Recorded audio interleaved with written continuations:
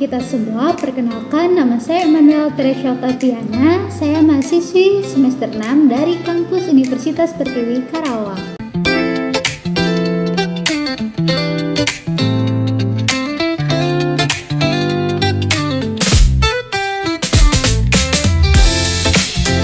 Jadi saya akan menjelaskan tentang financial planning. Yang pertama, pengertian dari financial planning yakni financial planning adalah proses merancang, mengelola, dan mengoptimalkan keuangan individu atau perusahaan untuk mencapai tujuan jangka pendek dan jangka panjang. Unsur penting dari financial planning yang pertama yakni pengelolaan pendapatan. Jadi, tujuannya mengalokasikan pendapatan untuk kebutuhan, keinginan, dan tabungan. Dan hal ini didasari dari semua rencana keuangan. Tanpa pengelolaan pendapatan yang baik, maka itu akan sulit untuk merencanakan pengeluaran, investasi, ataupun tabungan. Lalu yang kedua, perencanaan pengeluaran. Perencanaan pengeluaran ini mengatur seberapa besar uang yang akan dikeluarkan dan untuk apa pengeluaran tersebut. Dan pengeluaran ini harus sesuai dengan prioritas dan kemampuan keuangan.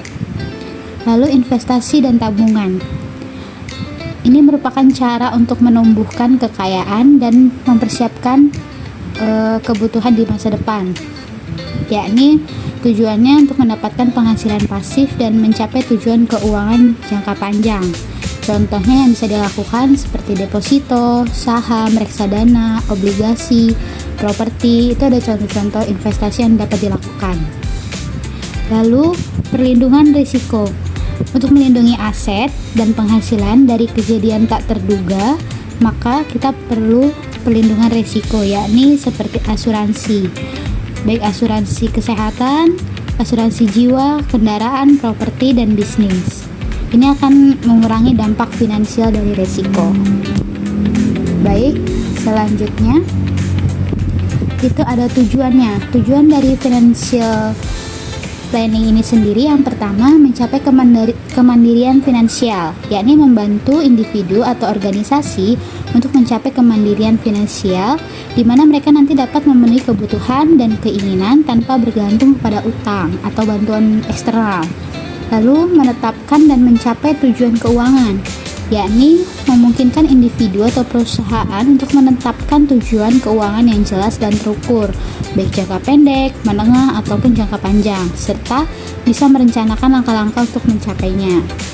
Selanjutnya, mengelola arus kas. Dalam pengelolaan arus kas, maka kita perlu membuat anggaran yang efektif, sehingga pendapatan dapat dialokasikan dengan bijak untuk pengeluaran tabungan dan investasi. Lalu ada mengurangi dan mengelola utang. Jadi kita perlu memberikan strategi untuk mengurangi hutang dan mengelola kewajiban utang dengan lebih baik. Selanjutnya meningkatkan investasi dan pertumbuhan aset, yakni mengembangkan strategi investasi yang sesuai dengan tujuan dan toleransi resiko, sehingga dapat meningkatkan nilai aset dan mencapai pertumbuhan finansial yang diinginkan. Lalu yang keenam itu tujuannya yakni perlindungan terhadap resiko. Jadi mengidentifikasi dan mengelola risiko finansial melalui asuransi dan strategi perlindungan lainnya, sehingga perusahaan ataupun individu dapat melindungi diri dari kejadian tak terduga yang akan mengganggu stabilitas keuangan. Dan yang terakhir adalah perencanaan pajak yang efisien. Tentunya itu akan mengoptimalkan kewajiban pajak dengan merencanakan dan memanfaatkan potongan serta kredit pajak yang tersedia sehingga dapat mengurangi beban pajak dan meningkatkan arus kas. Selanjutnya, tahapan financial planning, yakni financial planning itu bukan proses sekali jalan, melainkan proses berkelanjutan yang harus dipantau dan disesuaikan secara berkala. Tahapan yang sistematis, mulai dari menetapkan tujuan hingga evaluasi, itu akan membantu individu atau perusahaan mencapai tujuan keuangan secara lebih terarah dan realistis.